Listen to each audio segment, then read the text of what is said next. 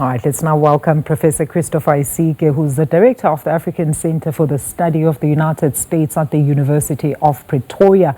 Professor Isike, it's always a pleasure having you with us. Good afternoon. So the much anticipated Musk Oval exit has finally come, but I mean, at what cost for Elon, whom reports now indicate that a real downward spiral for his business interests globally, with, of course, the White House officials already saying that, I'm sure you heard even in our preceding clip, offboarding will start immediately. Apparently, there wasn't even a discussion with Trump, and no huge fuss when he left. It was rather unceremonious.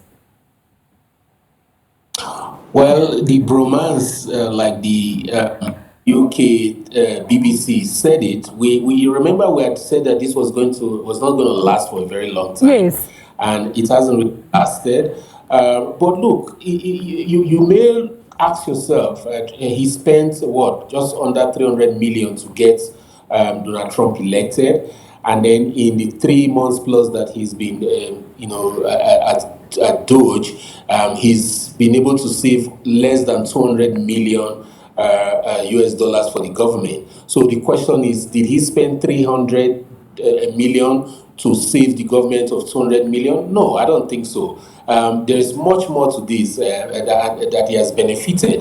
People have said that he's fired workers in different government departments and agencies that were investigating his companies, including Tesla, Neuralink, and SpaceX.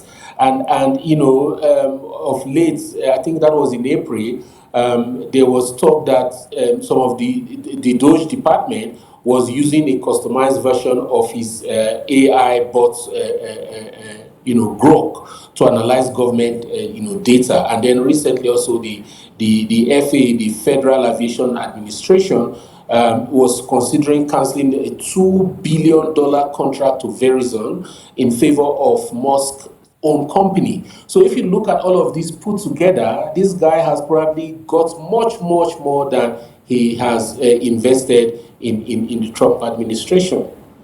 But at what cost? I mean, Professor, he left quite a tumultuous efficiency drive in, of course, the White House, during which he had upended several federal agencies, but ultimately failed to deliver the generational savings that he had sought. I mean, now questions are still in the air about this alleged massive corruption he had uncovered under Doge.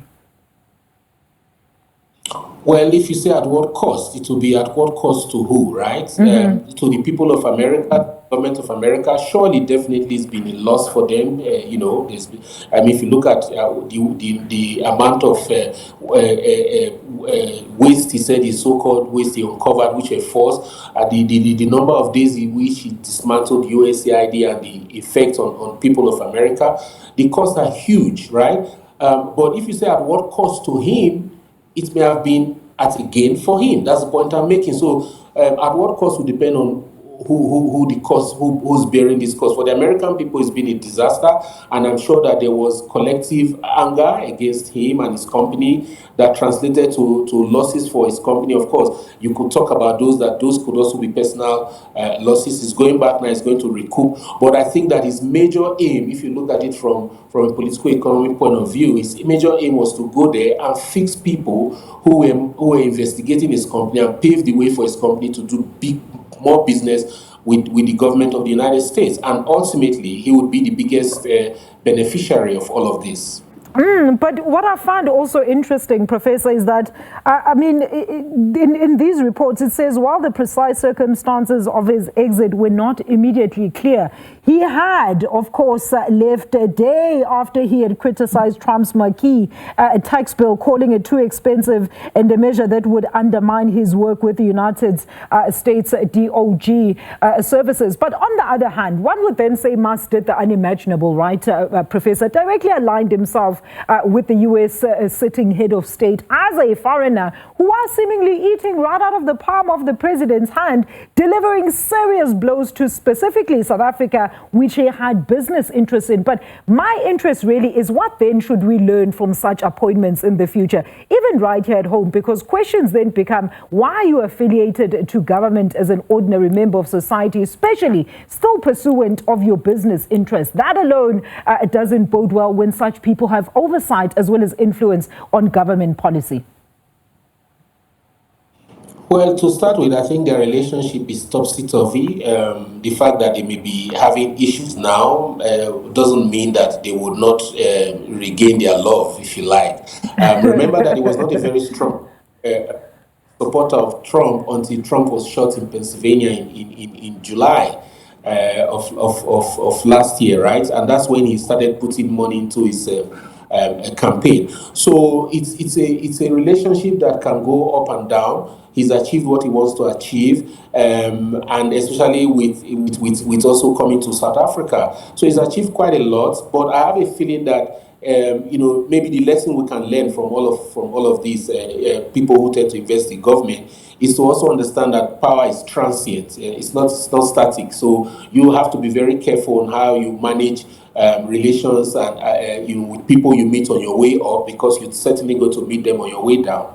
But I mean, lobbyists then getting government positions. I mean, is this going to be the new world order, Professor, going forward? Because, like I'm going to emphasize once again, it does look very suspicious when you are a businessman still doing business with the state, and you are such a close ally and influence to a state president. Well, the president himself appears to be corrupt, because he's still benefiting from a lot of opportunities that his position as president gives to his companies, which he continues to patronize. You heard him tell Ramaphosa the other day that he would take a jet from him. And these things are against the norms of government. So this man is not just corrupt, but is actually doing so openly, as many Democrats have said. Now, you can say that there's some partisan twist to all of this, but the fact that you are president requires you to delink and play your business and remove yourself from those business interests while you are president, because the position of president is very powerful. So if he himself has benefited from his own corruption, what would you expect from others who invest? And by the way, this is not new. It's just that it's now done much more openly. It's not new in America. It's not new in different parts of the world. Business people always try to hijack, if you like, the kind of state capture situation like we had in South Africa. So it's not a new phenomenon. It's just that the audacity with which Trump has done it has kind of increased the tendency for people to do it and want to get away with it. But it will all still depend on the institutions for accountability that each country has, to try and cushion this effect, the effect of this kind of corruption. Meaning we'll never get then to the end of corruption everywhere globally, Professor. Thank you so much for your input this afternoon. That is Professor Christopher Isike, the ACSUS-University of Pretoria, weighing in on Elon Musk's exit from the White House.